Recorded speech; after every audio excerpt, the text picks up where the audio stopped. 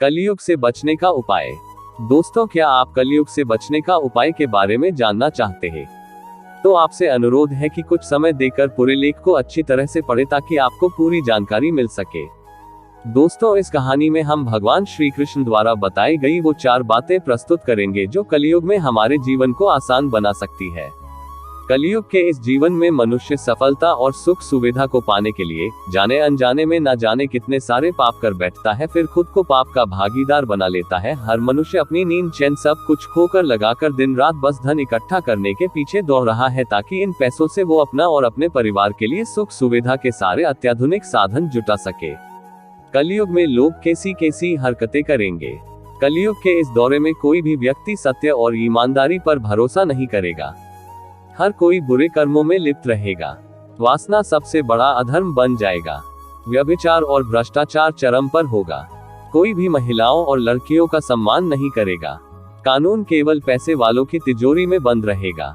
सभी की पहली जरूरत भौतिक सुख पाना होगा और किसी को भी भक्ति में दिलचस्पी नहीं होगी। संतान अपने माता पिता को बहिष्कार कर उन्हें अकेला छोड़ देगी।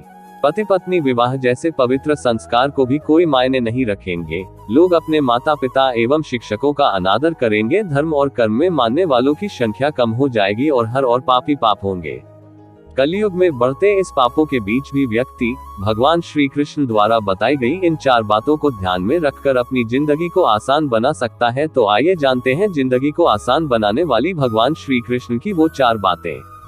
पहली बात, दान। भगवान श्री कृष्ण के कथन अनुसार जो व्यक्ति कलयुग में दान करता है उसका जीवन आसान हो जाता है। दान करने का अर्थ है किसी जरूरतमंद को वो चीज निःशुल्क उपलब्ध करवाना जिसे पाने के लिए वो सक्षम नहीं है। हालांकि दान करने से पहले या बाद में किसी को भी अपने द्वारा किए गए दान के बारे में नहीं बताना चाहिए, क्योंकि दान वही होता है जिसे गुप्त रखा जाए। दूसरी बात, ध्यान या जप।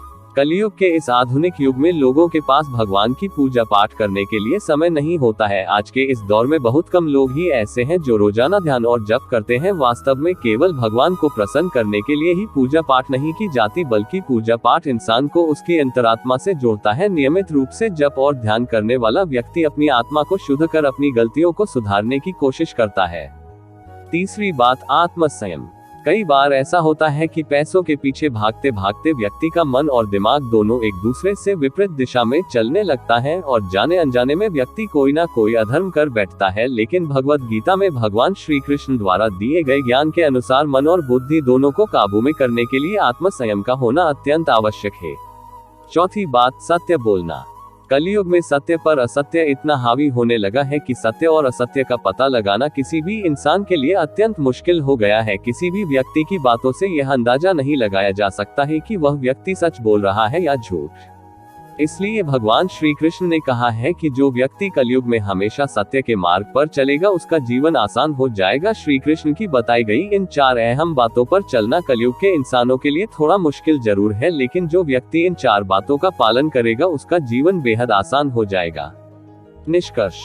दोस्तों, कमेंट के माध्यम से यह बताएं कि कलयुग से बचने का उपाय का यह आर्टिकल आपको कैसा लगा। आप सभी से निवेदन है कि अगर आपको हमारी पोस्ट के माध्यम से सही जानकारी मिले तो अपने जीवन में आवश्यक बदलाव जरूर करें। फिर भी अगर कुछ क्षति दिखे तो हमारे लिए छोड़ दे और हमें कमेंट करके जरूर बताएं ताकि हम आवश्यक बदलाव कर सके। आपका एक शेयर हमें आपके लिए नए आर्टिकल लाने के लिए प्रेरित करता है।